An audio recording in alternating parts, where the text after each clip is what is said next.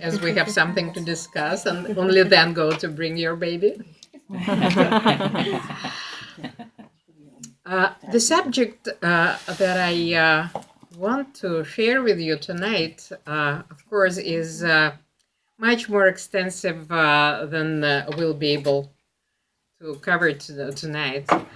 But I agree that it's probably better to have questions and answers. Um, what I want to share with you is not just the wave of terror that is sweeping Israel for the last half a year, because actually terror in Israel is nothing new. There are people who say these days that the Arabs are desperate because there is no progress with the peace process, and therefore they went on killing Jews. The right thing in this sentence is went on, because they have always engaged in terror, long before the State of Israel was formed, long before the Judea and Samaria areas came under the control of Israel in 1967. When in 1929 the Arabs went on a rampage and made a pogrom in Hebron, where Jews had lived for thousands of years continuously, non-stop, and wiped out the Jewish community there. It was not because of the State of Israel. It was not because somebody prevented them from creating a state of their own.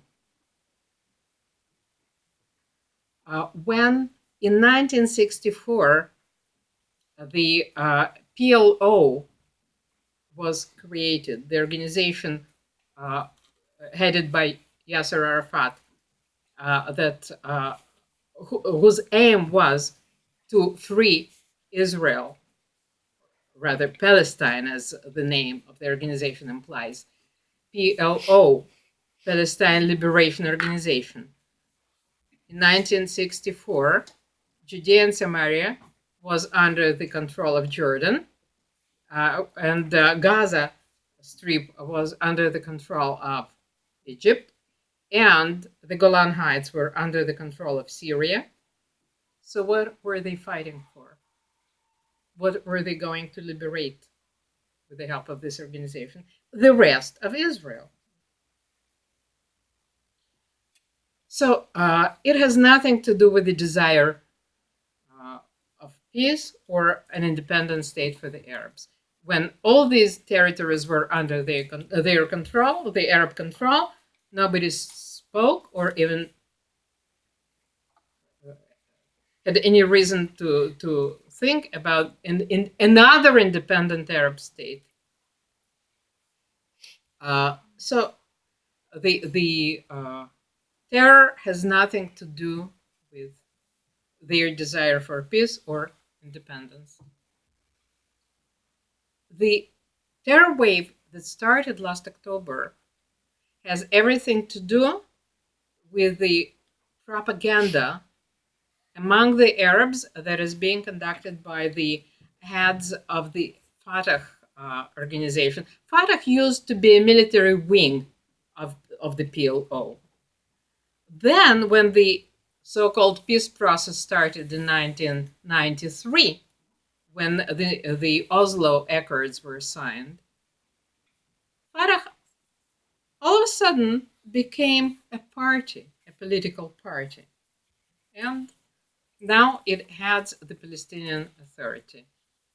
So it's no longer a military wing, it's a political party which has military wings of its own, other terrorist organizations. What Fatah and Abu Mazen, who is heading it, are doing is educating their population. Of course, they have autonomy, they have self-rule in certain areas that were given to them under the Oslo agreements. But instead of caring for their population and the amount of money they receive from all around the world, including your tax money from America. $400 million. Exactly. But not once, many, Every many year. times. And billions of dollars from Europe and other Arab countries.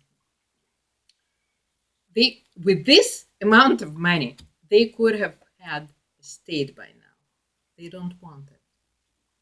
Not only because for other Arab countries, for all the Muslim world, the PLO and its alleged fight for Palestinian independence was always a tool for the destruction of Israel. Yeah. Not only because of that. Was, first Yasser Arafat and then Abu Mazen Abu Mazen knows today that the minute he would sign anything, any kind of agreement with Israel and agreed to have a state, the next day he would be killed, simply killed, because he would agree that the fight for the destruction of Israel is over. What they are doing each time there is a threat of being forced to sit at the table with the Israeli representatives discussing some kind of peace accord, they start a new wave of terror in order to avoid the negotiations. This is what happened last October and what happens as a result of propaganda that starts at practically at the age of 0. The minute kids start going to the kindergarten, they are educated not just for hatred. You can hate somebody without killing him. No, they are taught to kill. They are taught to kill. They are taught to be human bombs. You can see, we can see it quite often now, thanks to internet. You can see it as well. Clips from Palestinian TV programs for children specifically, from Palestinian newspapers, but especially TV.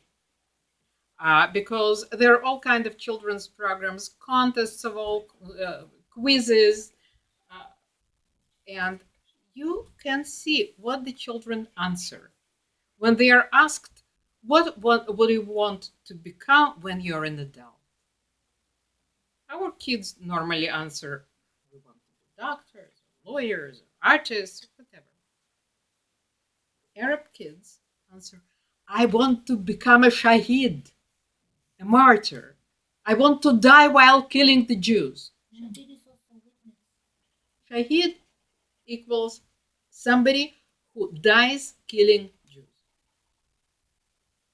And this is what they're taught to do. This is their purpose in life.